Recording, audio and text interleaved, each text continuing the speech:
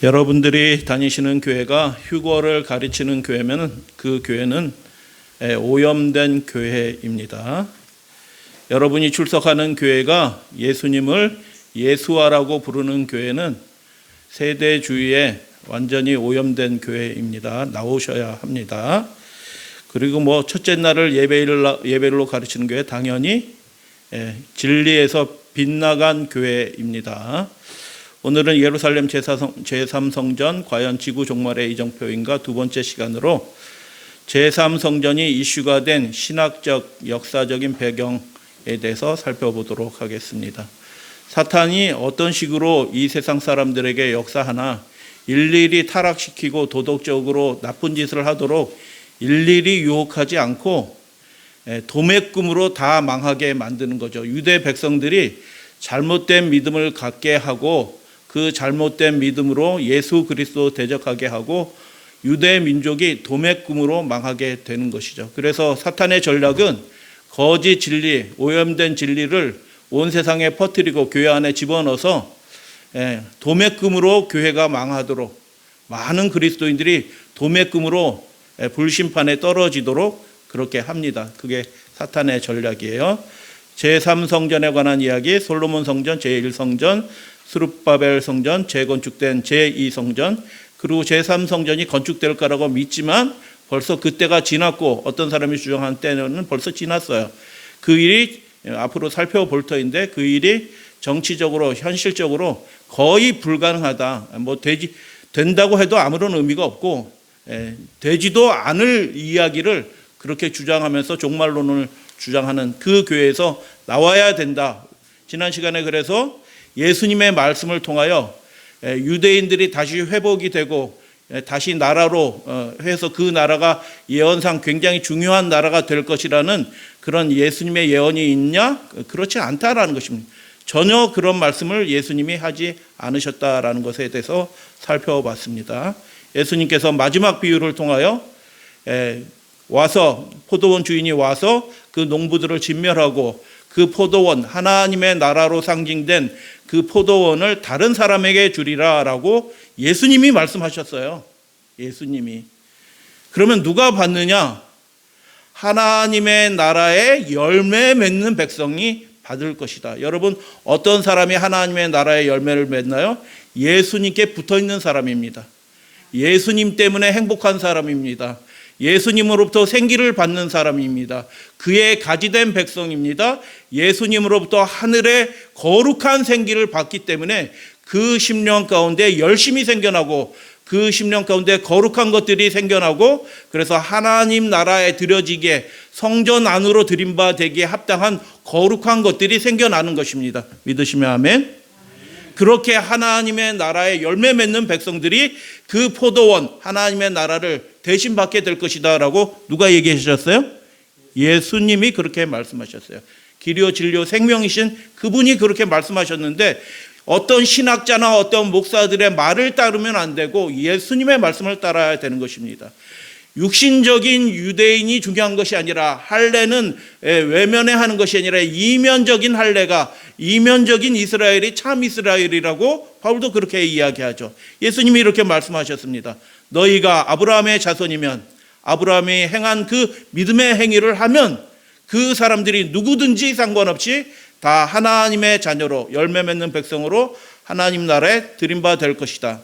그래서 너희가 그리스도께 속한 자면 곧 아브라함의 자손이고 그 사람이 이방인이든지 헬라인이든지 로마이든지 유대인도 포함이 돼요. 당연히 유대인이든지 상관없이 예수 그리스도께 속한 사람이라면 그 사람은 아브라함의 자손이요 약속대로 하나님의 나라의 그 유업을 상속받을 자들이다라고 바울은 그렇게 말하는 거죠. 그래서 오늘은 두 번째 시간으로 세대주의에 오염된 종말론에 관해서 70일에 관해서 이렇게 잠깐 살펴보는 시간 갖도록 하겠습니다. 신학적으로 역사적으로 잠깐 살펴보고 성경 말씀으로 마무리할 텐데 이 내용들이 몰라도 되는 내용이다라고 생각하시면 안 될 것 같아요. 왜냐하면 지금 많은 사람들이, 거의 대부분의 교회가 미혹당하고 있는데 아무 상관, 괜찮아, 뭐 어떻게 믿든 뭐 예수님 오시겠지, 다 예수님 재림 기다리는데 뭐 어떠겠어, 이렇게 하시면은 사탄이 좋아라 하는 것입니다. 왜요? 단체로 미혹돼 가지고 엉뚱한 길로 가서 소경된 자처럼 다시 다 같이 인도하는 자나 따라가는 자나 구덩이에 빠지리라 라고 예수님이 말씀하신 그 예언대로 되는 것이죠. 세대주의에 오염된 종말론, 베이비덕 신드롬이라는 게 있죠. 이 몇몇 조류들이 태어나서 제일 먼저 본 것을 엄마라고 생각하고, 사람을 먼저 보면 사람이 엄마인 줄 알고 사람을 따라다니고, 로봇가 먼저 딱 보이면은 그 인형이 자기 엄마인 줄 알고 인형을 따라다녀. 그래서 각인이라고 얘기를 하는데, 뭐 이렇게 자기 엄마인지 아빠인 줄 알고 계속 따라다녀요. 계속 따라다녀. 병아리 깨서 앞에 개가 있었거든요. 강아지가 있었는데 그 강아지가 자기 엄마인 줄 알고 평생 따라다녀. 평생. 그래서 어떻게 해요? 이게 믿음의 일 가운데서도 벌어진다는 거예요. 한번 길을 잘못 들었고 그게 진리인 줄 알고 그렇게 살아가기 시작하면은 많은 사람들이 엉뚱한 것을 자기 아버지라고 자기 어머니라고 생각하고 엉뚱한 길을 따라가는 것입니다. 그렇지 않은데요.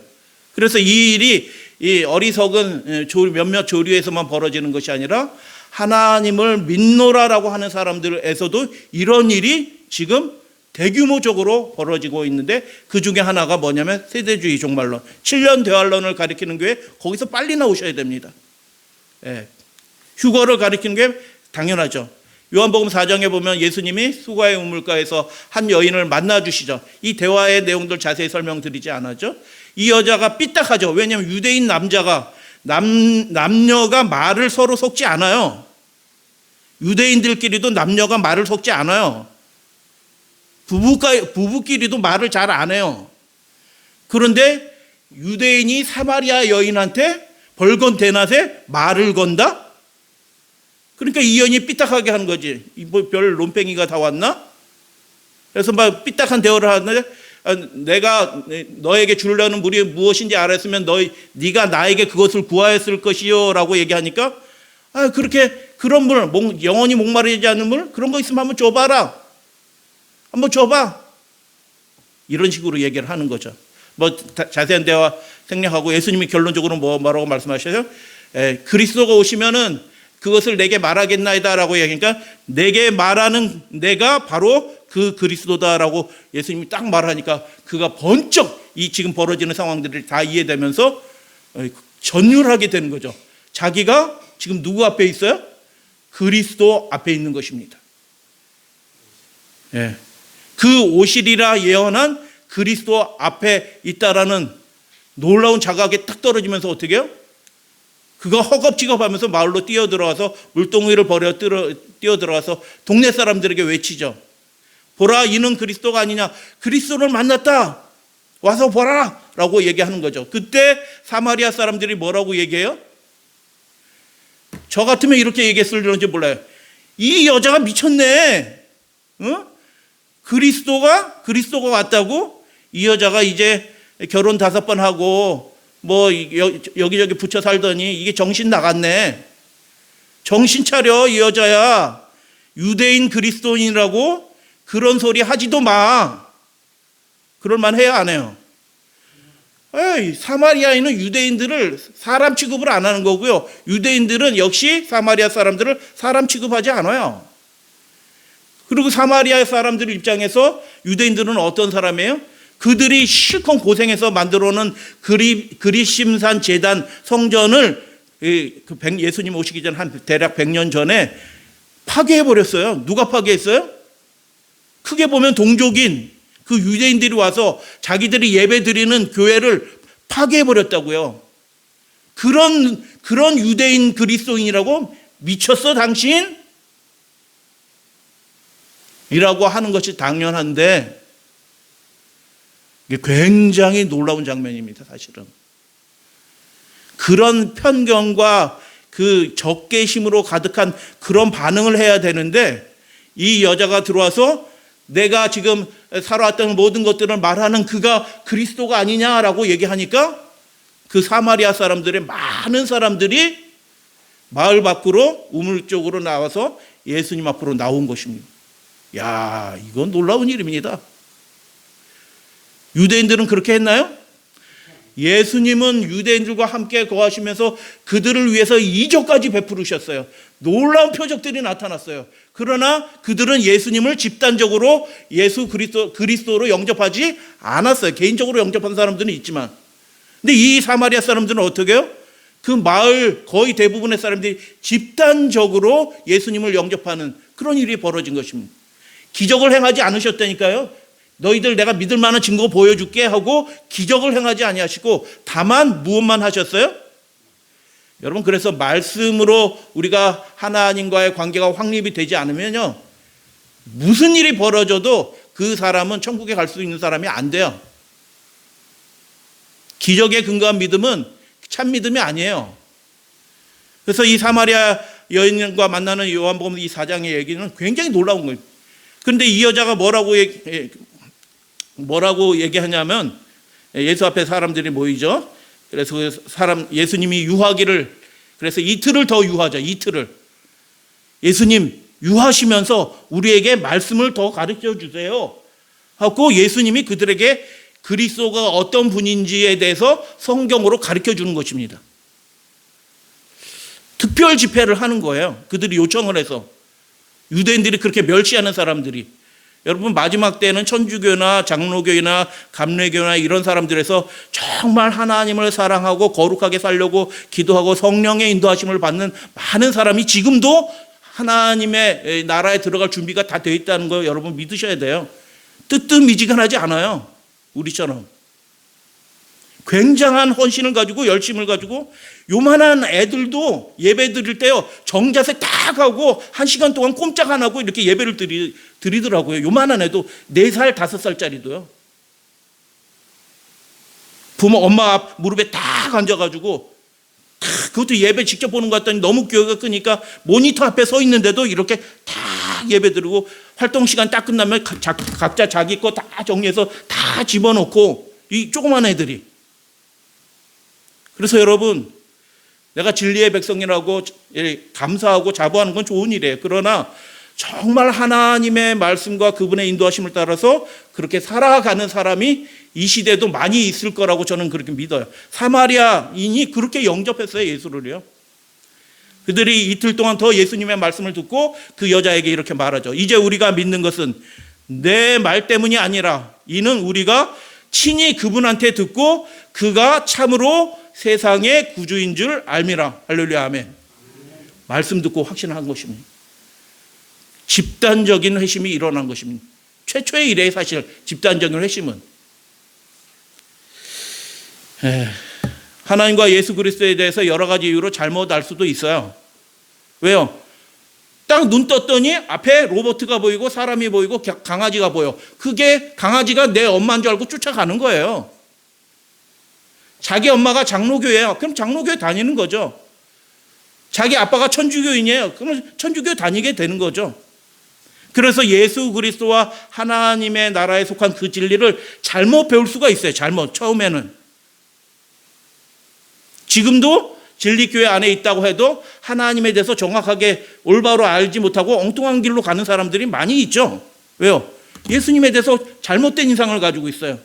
신앙에 대해서 잘못된 관념을 가지고 있어요. 그냥 잘못된 삶을 사는 거예요. 자기가 잘못된지도 모르고 잘못된 삶을 사는 거예요. 베이비 덕 신드롬처럼. 그게 신앙인 줄 알고 그냥 쫓아가는 거예요.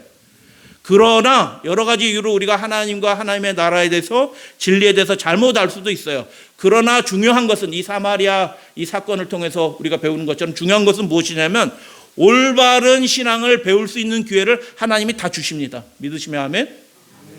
성령 하나님께서 말씀하셔요. 기이한 방법으로 만나게 하셔요. 듣게 하셔요. 그래서 올바른 신앙에 대해서 듣게 되었을 때 내가 알고 있는 거랑 다르네? 지금 평생 내가 알고 왔던 그런 신앙하고 다르네? 세대주기가 틀렸나? 7년 대화하려면 전부 다 엉터리네? 휴거? 거짓말이네? 뭐 이런 것들을 알게 되었을 때 그 다음에 어떻게 반응하냐가 중요한 것이죠. 그래서 제3성전에 대해서 우리 이제 살펴보도록 하겠는데요. 제3성전의 토대가 되는 생각은 누구의 생각일까요? 이런 얘기 누가 제일 먼저 했어요? 예수님이, 바울이, 베드로가 이런 얘기 했을까요? 예루살렘 성전이 다시 회복돼서 세 번째 성전이 세워지고 거기서 제사가 드려질 것이고 그 일의 절반에 적그리스도가 등장하고 이런 얘기를 예수님이 하셨을까요? 그럼 누구의 생각이에요? 그 얘기는 누구의 생각이에요? 아, 알겠다. 루터가 그렇게 얘기했네. 웨슬레가 그렇게 얘기했네. 아니요. 그 시대는 그런 얘기를 한 사람이 없어요. 그럼 누가 한 거예요 도대체? 그래서 교회 시대와 유대인의 지상왕국을 완전히 구분해서 그 가운데 교회 시대가 끝나면서 교인들을, 신실한 교인들을 비밀리에 재림해서 어떻게 해요? 어떤 재림이라고요? 비밀리에 재림해서 데려가고, 영혼만 데려가는, 영혼만, 그것도 영혼만 데려가는지 몸뚱아리까지 데려가는지 뭐 사람마다 얘기가 달라서. 그리고 7년 대환란이 있은 다음에 예수 그리스도께서 다시 재림해. 예수님 바쁘셔. 이중 재림이에요. 이중 재림. 근데 이런 거 가르쳐도요 다 아멘하고 믿는다니까요. 희한한 영국 왕세자가 그 황실의 문양이 뭐 이렇게 666이다 뭐 해서 뭐 말도 되지 않는 얘기로 막 이렇게 가르쳐 놓게 해도 그 지루하고 재미없는 얘기를 성도들이 앉아서 참 좋은 성도들이에요. 우리 교회에서 그렇게 가르치면요 목사님 바꿔달라고 그럴 거예요. 그 재미없는 얘기 그렇게 길게 하면. 근데 그분들은 앉아서 꼬박꼬박 노트 다 하면서 막 적는다니까요. 아니, 제가 들어보려고 인내심을 갖고 들어볼 수가 없어요. 말이 안 되는 얘기를 그냥 처음부터 끝까지 그냥 황당무계 회개한 얘기를 하니까. 근데 그 긴 이야기를 아주 열심히 하고 그걸 듣는 사람들은 아멘 아멘 하면서 막 듣고 있어요. 황당한 얘기. 예수님도 얘기하지 않고 바울도 베드로도 성경 어디에도 기록되지 않은 그 이야기를 하는데 누구의 생각인지도 모르고 누구의 말인지도 모르고 그 얘기를 그렇게 듣고 있어요. 그래서 저는 개신교인들이, 많은 교인들이 기본적으로 좋은 분이라고 생각이 들어요. 일단 말씀을 열심히 들어요. 그게 틀린지 모르는지 구분을 못해서 문제지. 구분을 못하는 건 우리 재림교인도 마찬가지예요. 엉뚱한 얘기 막 듣거든요. 그래서 존 다비라는 사람이 시작했는데 존 다비가 그런 운동을 시작해서 20세기 초반에, 19세기 말 20세기 초반에 그 사상이 미국 사회에 퍼져요. 그리고 그 당시에 그 오염된 사상을 가지고 선교사들이 오는 거예요. 우리 한국에도. 그리고 그 사람들이 번역하는 책들이 어떻게 종말론에 가는 책들이 그런 세대주의적인. 그래서 우리 한국 교회는 어떻게 해요? 베이비덕 신드롬.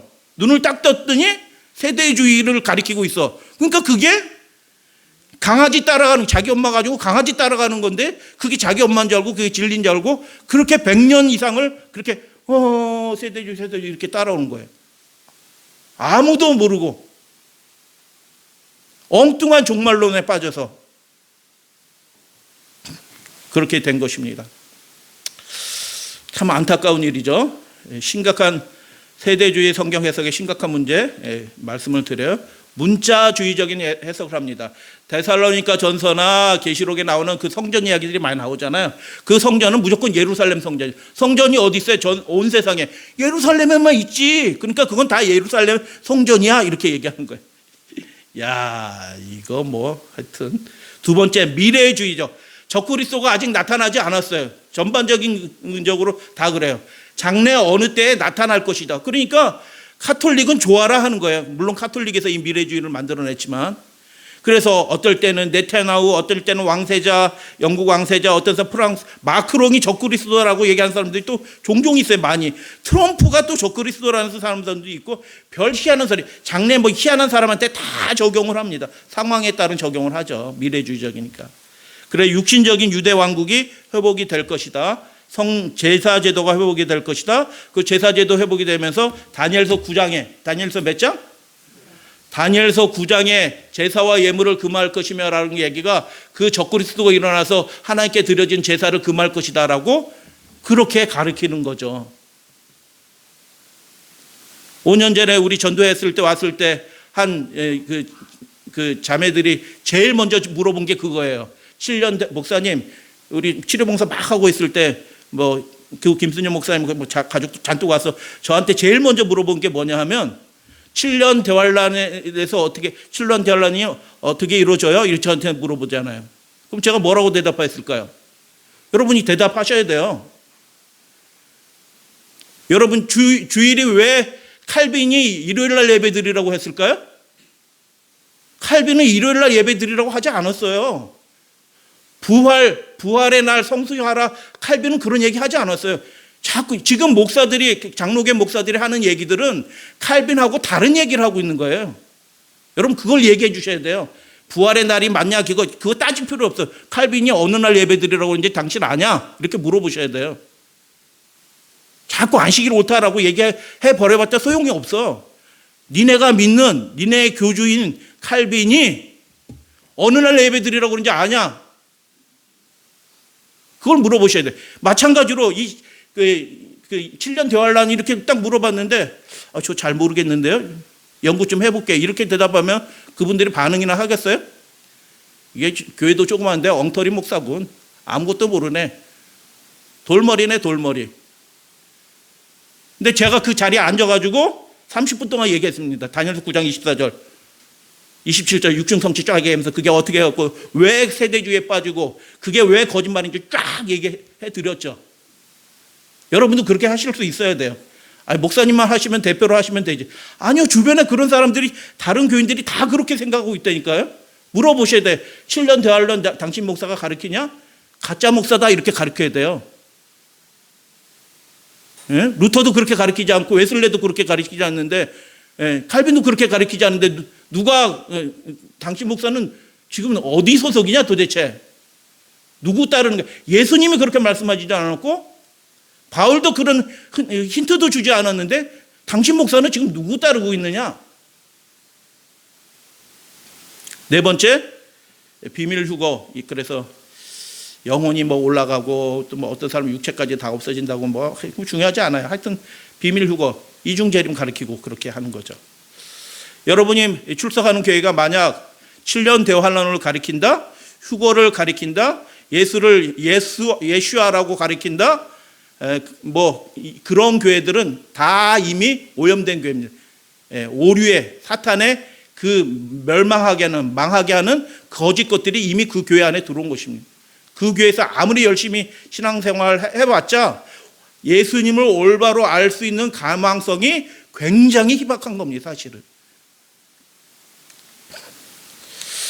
그래서 참고적으로 잠깐 말씀드리면 이 목원대 교수예요. 우리 교수가 아니고 목창균 조직신학 교수인데 세대주의는 이렇게 구분을 된다. 세 가지로 구분된다.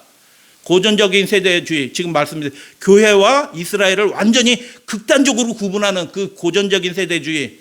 예전에는 19세기 말이나 20세기 초에는 그렇게 가르쳤다. 그렇게 많은 사람들이 믿었다. 스코필드 그렇게 가르쳤다. 근데 성경을 진짜 하나님의 말씀으로 읽어보는 사람들은 그게 도무지 너무 안 맞아요. 너무 안 맞아.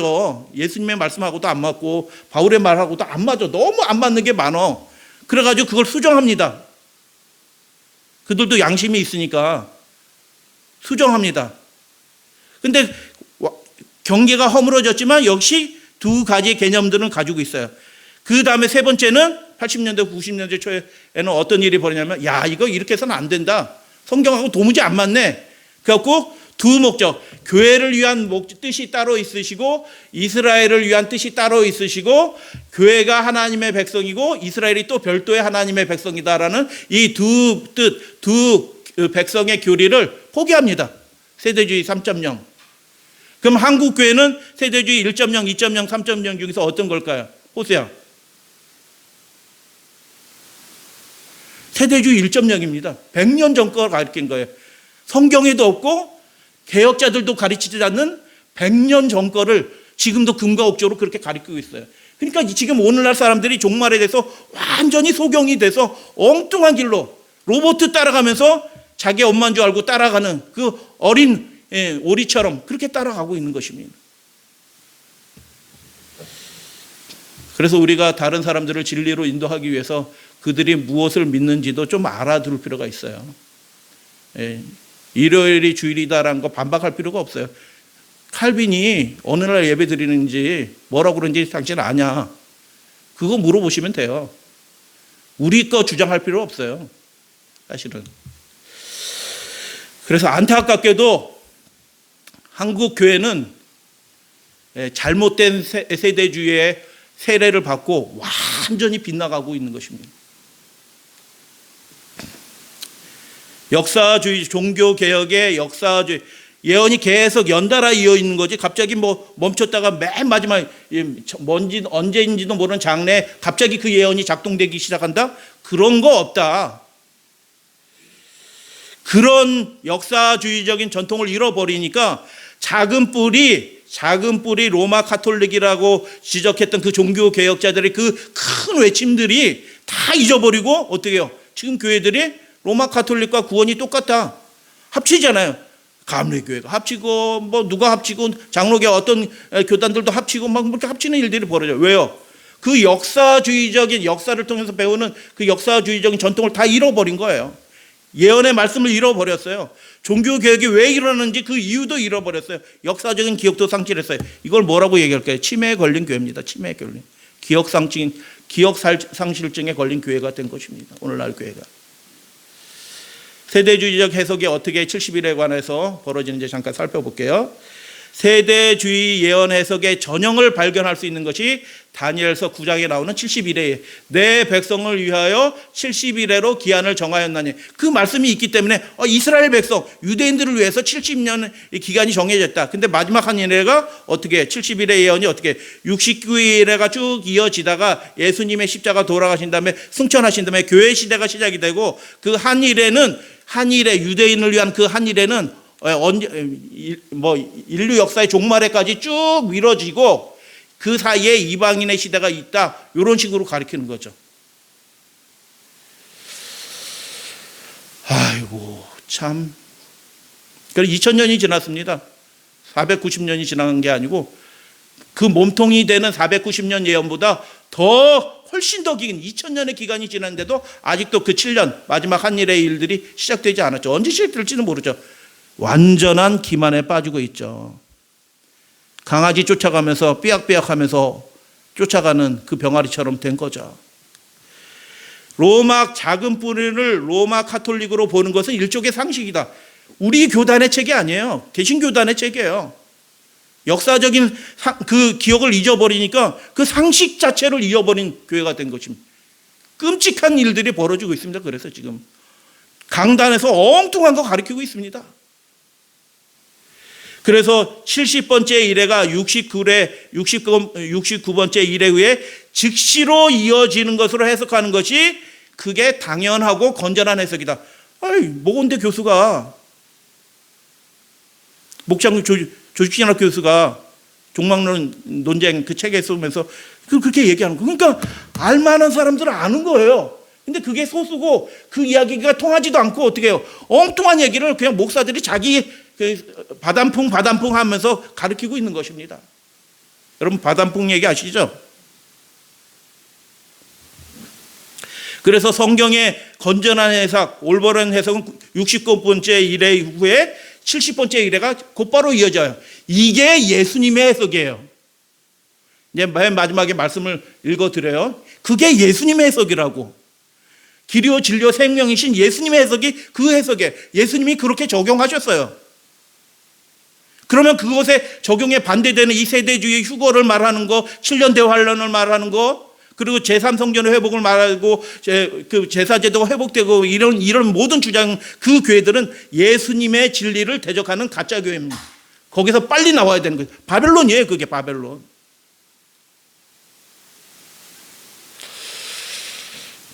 우리 어린이들은 다니엘서에 뭐가 있는지도 모르는데 이런 얘기를 해드려서 제가 심히 죄송한 마음으로 사실 하고 있어요. 그러나 언뜻 들어도 하나님이 우리의 그 마음을 신묘막측하게 만들어서 잘 이해가 못 들어도 그거 들은 게 평생 갑니다. 평생 가도록 돼 있어요. 그래서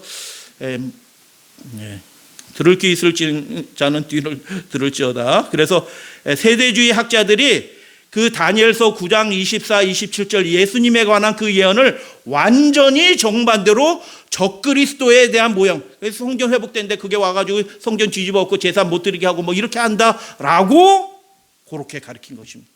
그 예수님 얘기를 적그리스도 얘기, 이미 예수님이 성취하신 얘기를 먼 장래에 일어나는 적그리스도적인 얘기로 그렇게 바꾸어서 말하는 거예요. 그러니까 완전히 사람이 소경이 된 것입니다. 지금 우리가 어떤 시대를 살아가는지 모르는 거예요. 그리고 우리의 신앙이 무엇을 기준으로 살아가야 되는지도 몰라요. 왜요? 적그리스도가 한 일이 뭔지 모르니까. 작은 뿔이 한 일이 뭔지 몰라요. 때와 법을 변경한다는 게 다니엘서 7장 25절에 때와 법을 변경한다는 게 뭔 뜻인지도 몰라. 그러니까 어떻게 해요? 첫째 날 예배일로 삼아서 그렇게 가르쳐도, 칼빈도 그렇게 가르치지 않았는데, 부활 지키라고 그렇게 하지도 않았는데, 뭐 엉뚱한 거 가르쳐도 그냥 다 아멘 하고 떨어지면서 엉뚱한 곳으로 인도함을 받고 있는 거죠. 이 얘기들은 우리 교단 얘기, 카버, 아까 얘기 종말론 대박가 쓰신 그분이에요. 그 책에서 나오는 얘기예요. 다. 완전히 정반대로. 그래서 아주 기형적이다. 예언이 계속 이어지다가 갑자기 뚝 끊어져서 그 한일의 7년이 뭔지도 모르는 2000년 후에 뭐 3000년이 될지도 몰라요. 뭐 이렇게 3000년 되지 않겠습니다. 예수님이 곧 오시니까 역사가 끝납니다. 예수님이 오시면. 그렇기 때문에 그렇게 되지는 않는데, 하여튼 2000년이 넘게 먼 미래로 보내는 이 중지시킨 예언의 진행이 중지되고 연기된 이런 예언은 성경에 한 군데도 없습니다. 아주 기형적인 그런 예언이다. 그래서 언젠가 그 한일회가 오면 언젠가 그 일이 벌어진다. 그 언젠가는 벌어져요, 안 벌어져요? 절대로 그런 일이 없습니다. 그러니까 어떻게 해요? 일어나지도 않을 일들을 준비하면서 그렇게 살아가는 거예요. 그러니까 미혹당한 거죠. 유대인들이 집단적으로 미혹당했습니다. 그래서 오시지도 않을 그 그리스도를 기다리면서, 해방자를 기다리면서 그렇게 살았죠. 그래서 망한 거예요. 집단적으로 망한 것입니다. 그래서 우리가 믿음을 똑바로 배우는 것이 그래서 굉장히 중요한 거예요. 성경의 진리를 우리가 정확하게 알고 이해하고 성경을 읽고 이게 이렇구나 이렇게구나 이해가 되는 게 축복인 겁니다. 성경 읽는데 무슨 소리인지 모르겠고 이해도 안 되고 이렇게 하면은 이게 비극적인 거예요. 사실은 읽으면 그게 어느 정도 이해가 돼야 돼요. 무엇이 옳고 무엇이 틀린지 구분이 돼야지. 그냥 이게 다 하나님의 말씀이지 그냥 우리 잘 살라고 하는 거지 이렇게 읽으시면 안 된다는 것이죠. 세대주의 문제점, 완전히 비성경적이다. 연속성을 부정하는 로마 가톨릭. 그래서 교회를 하나님의 서자쯤으로 간주하는, 아주 교회를 하찮게 여기는, 유대인이 중심이고 교회는 곁다리야, 그렇게 여기는 잘못된 신학. 그런데 예수님은 교회를 어떻게 생각했어요? 너희가 이 땅에서 매면 어떻게 해요? 마태복음 18장 하늘에서 매일 것이고 너희가 이 땅에서 풀면 하늘에서 또 풀릴 것이다. 이게 무슨 뜻이에요? 너희와 내가 한 몸이다 라고 말씀하신 거예요. 예수님의 생각하고 완전히 달라요. 완전히 잘못된 신앙인 것입니다. 그리고 아까 말씀드렸듯이 이중재림이에요. 첫 번째 재림은 몰래 왔다가, 예수님이 바쁘셔. 몰래 왔다 갔다가 나중에 진짜 오고. 불법의 사람 뭔지 모르겠다라고 가르치는 거죠. 지난 시간에 그 유명한 정말 훌륭하고 존경스러운 그 목사님, 이름 말해도 되나요? 그 옥하는 목사님, 훌륭하신 분이죠. 한국교회. 그런데 불법의 사람 누군지 모른다. 장래에 나타날 건다. 언젠가는. 아무도 모른다. 근데 바울은 그게 로마다라고 얘기한 거고요. 예수님도 이미 그 일들이 벌어지고 있다. 멸망에 가증한 그 세력이 누구예요? 로마라고 예수님도 말씀하신 거예요. 그 불법의 사람이 다니엘서 7장 25절 때와 법을 바꾸잖아요. 불법의 사람이에요. 그래서 하나님의 때 첫째 날 안식일 예배를 첫째 날로 바꾸고 지네 마음대로, 계명도 마음대로 바꾸고 그렇게 하잖아요. 그리고 개혁자들이, 종교 개혁자들이 그렇다라고 한 그 기억들을 다 잊어버린 것입니다. 어떻게 다 잊어버리게 했어요? 앞에다 세대주의 그 신학으로 그냥 삼태기를 씌우는 것처럼 이렇게 시선을 다 가려버린 것입니다. 그런 예언들은 예수님께서 예언하신 예언과 아무런 상관이 없다. 그럼 올바른 해석에 대해서 잠깐 말씀을 드려요. 우리가 이미 배웠기 때문에 여러분, 하나님의 진리는 한 군데로만 통하지 않아요. 그 말씀이 고리고리 연결돼서 모든 진리하고도 다 통하는 것입니다. 여러분, 이게 놀라운 거거든요, 사실은. 그래서 490년 중간에 삽입된 연도도 안 맞아. 계산해 보면 70일에 BC 450 성전이 성이 중거라는 영이 날 때부터 457년 계산해도 연도도 조차 맞지 않아요. 예수님이 십자가가 AD 34년이래. 연도도 안 맞아. 그러니까. 그리고 맨 마지막 한 일회로 밀어버리는 거, 제3성전 건축, 황당한 얘기들을 하는 거죠. 근데 예수님이 다니엘에게 가브리엘을 통해서 설명하신 그 얘기가 무엇이냐? 다 설명드리지 않아요. 육중성취에 대해서 말씀하셨어요. 그 일의 절반에 벌어질 예수 그리스도를 통해서 이루어질 육중성취, 이게 복음의 절정입니다. 구약 성경 예언 중에서 가장 중요한 예언이에요. 이 예언을 여러분이 안 보고 술술술술 얘기할 수 있어야 돼요. 그래야지 다른 사람에게 이 시대가 어떤 시대고 우리가 어떤 믿음을 가져야 되는지 이 말씀을 통해서 얘기할 수 있어요. 모든 성경하고 다 창세기하고도 연결되고 계시록하고도 연결되고 누가복음하고도 연결이 돼요. 누가복음하고도. 하여튼 다 연결이 됩니다.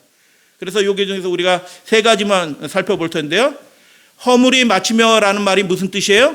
허물이라는 말이 무슨 뜻이라고요? 패시아. 반역이라는 의미로서의 죄예요. 그냥 일반적인 죄가 아니고 반역하였다. 누구한테 반역한 거예요? 이 9장 24, 27절의 주인공이 누구예요? 메시아 나기드예요. 메시아 왕이신 그분께 계속하여 반역해 온 거예요. 유대 역사들이.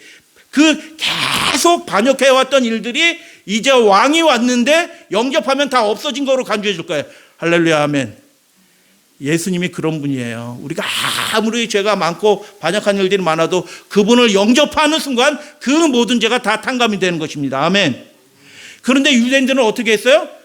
최후까지 반역한 것입니다. 집단적으로. 사마리아 사람들은 어떻게 해요? 집단적으로 영접했어요. 근데 유대인들은 집단적으로 반역했어요. 그게 허물이 끝이며라는 얘기예요. 허물이 마치며.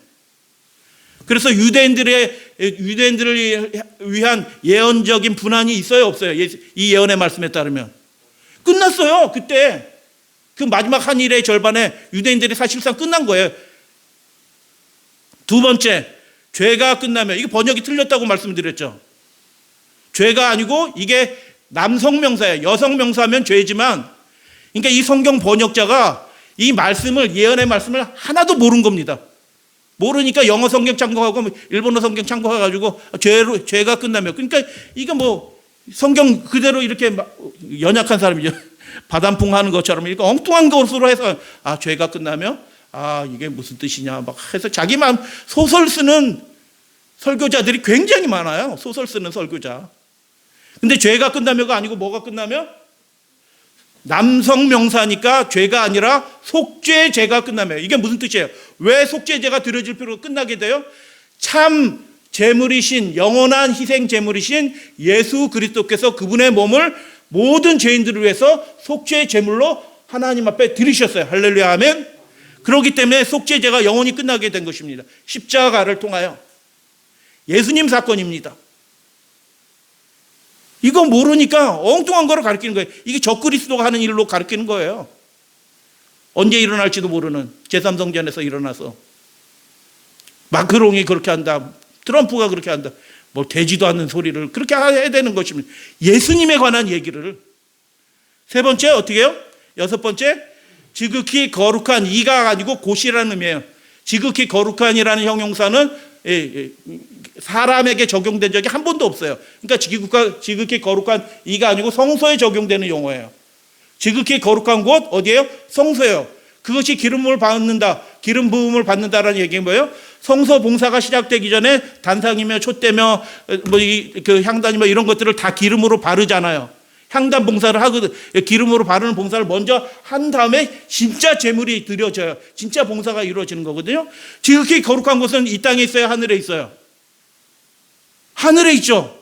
이건 모형이고 진짜는 어디예요? 하늘에 있죠. 하늘에 있는 성소가 작동이 돼요. 그곳에 제사장이 필요하죠. 그 제사장은 어디서 초빙이 됐어요? 이 땅에서 죽임을 당한 온전한 속죄 희생이 되신 예수 그리스도께서 승천하셔서 그 하늘 제사장이 되신 것입니다. 아멘. 그래서 지극히 거룩한 곳이 기름 부음을 받으리라라는 것은 하늘 봉사가 시작이 될 것이다라는 얘기예요. 이 땅에 성소 봉사가 필요해요, 안 해요? 그건 모형이요, 그림자예요. 영원히 끝났어요. 그것이 다시 회복된들 무슨 의미가 있겠어요? 아무런 의미가 없는 것입니다.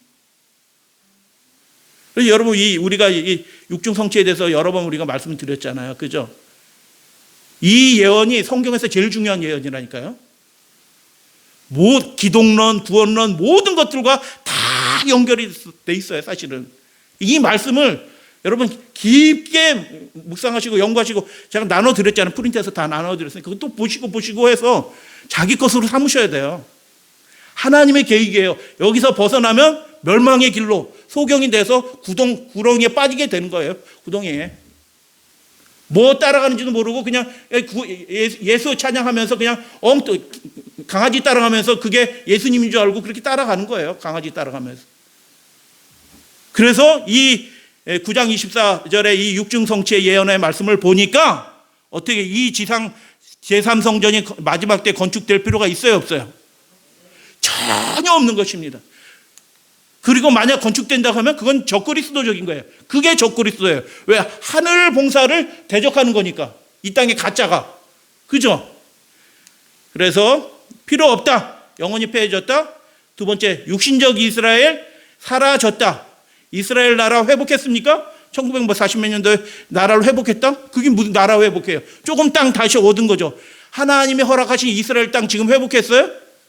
저 헬몬서부터 그 아라바 그 바다까지 회복했어요? 못했어요. 영원히 안 됩니다. 성전을 지었어요. 근데 옆에 힌두교 사원이 있네. 그게 하나님이 기뻐하시는 회복일까요? 된다고 해도 그는 회복도 아니에요. 우상 성전과 하나님의 성전이 같이 바알과 벨리알이 어떻게 하나님과 합하여 이렇게 있을 수 있어요, 같은 곳에. 그러니까 그 미혹된 사람들은 그걸 다 그냥 믿는다니까요. 그럼 말도 되지 않는 얘기를 그냥 믿어요. 그래서 허물이 그치면 말씀드렸어요. 특권을 잃어버렸습니다. 죄가 끝나면 아니고요, 속죄의 죄가 끝나며라고 말씀을 드렸어요. 지극히 거룩한 곳이 기름 부음 받으리라. 그래서 하늘 성전을 물리적인 제3성전을 지어서 혹시 제사 되지도 않는 제사를 드린다고 쳐도 그것은 예수 그리스도의 하늘 대제사장직을 회방하고 반역하는 대죄입니다. 대죄.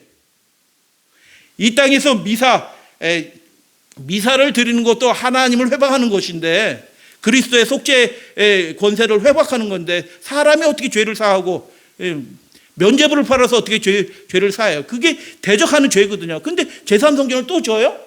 뭐 말도 되지 않는 얘기죠.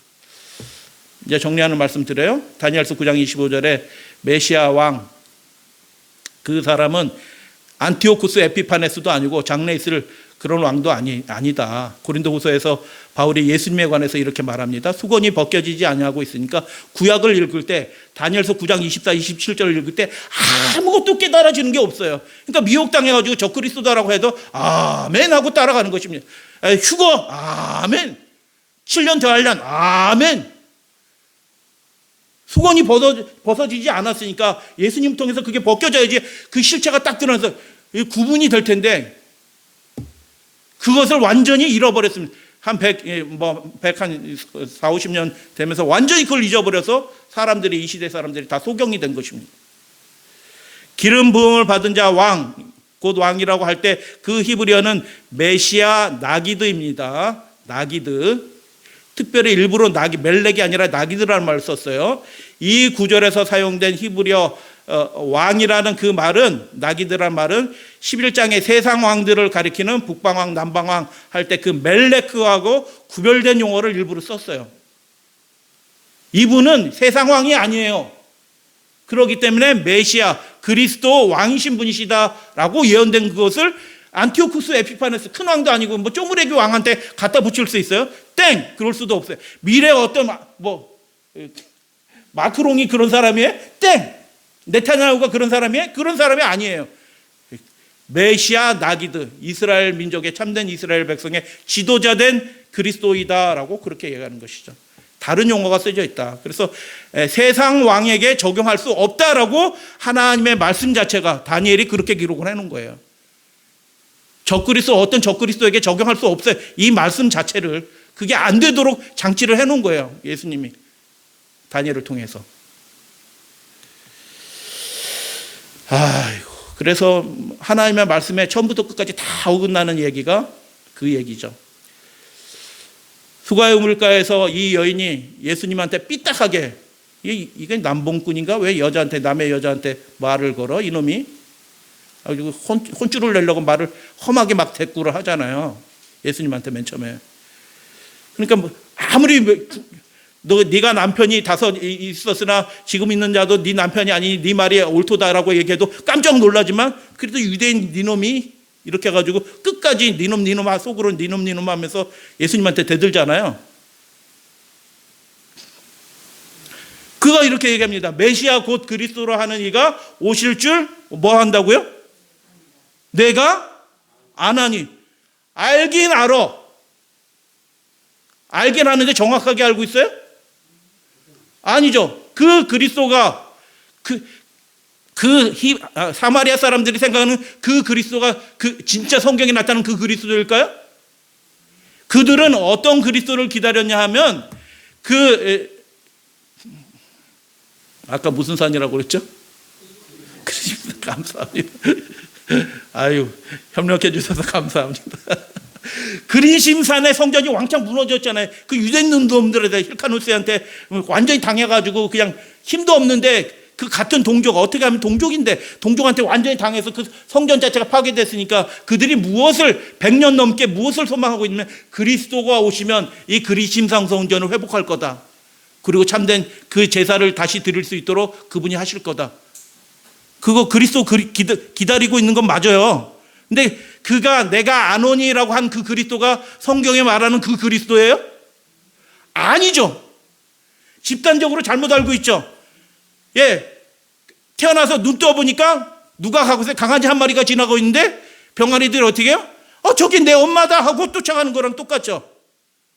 그런데 하나님은 자비로우신 분이라서 모든 사람이 진리를 알도록 허락하십니다. 예수님이 만나주셔서 그걸 교정해 주시죠. 그 다음이 중요한 거예요. 여러 이유로 잘못 알 수도 있어요. 예수님에 대해서 성경에서 이 종말에 대해서 7년 대환란 가짜를 진짜로 믿을 수도 있어요. 그러나 이 성경 잠깐 우리 말씀드렸잖아요. 이 성경 말씀을 통해서 올바른 것들을 제대로 배웠다고 하면 자기가 점검하셔야 되는 겁니다. 그리고 계속 교단은 바뀌지 않아요. 교단은 안 바뀌는 겁니다.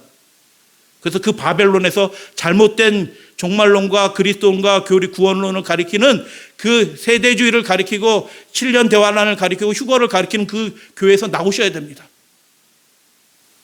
잘못할 수는 있습니다. 근데 올바른 것을 듣게 하나님이 하시는데 들었을 때 그 사람이 어떻게 하느냐가 중요한 것이죠. 사마리아 사람들은 어떻게 해요? 잘못 알고 있었는데 예수님 말씀 듣고 기적이 일어나지 않았어요. 아무런 것들이 이적을 행하지 않으셨는데 말씀만 했는데도 그들이 이렇게 예수님이 선행 베풀었어요. 거기에 가지고 먹을 거 나눠주고 이렇게 해서 구호봉사하고 이렇게 하셨어요. 예수님이 말씀만 했습니다. 말씀만. 여러분, 우리가 다른 사람에게 줄 수 있는 최고의 선물이 뭔지 아셔요? 진리 그대로의 하나님의 말씀입니다. 올바로 깨달으시고 정말 정확하게 아시고 그 하나님의 구원하시는 그 진리를 있는 그대로 전해주면 그 사람에게 1억을 기부하시는 거나 똑같은 거예요.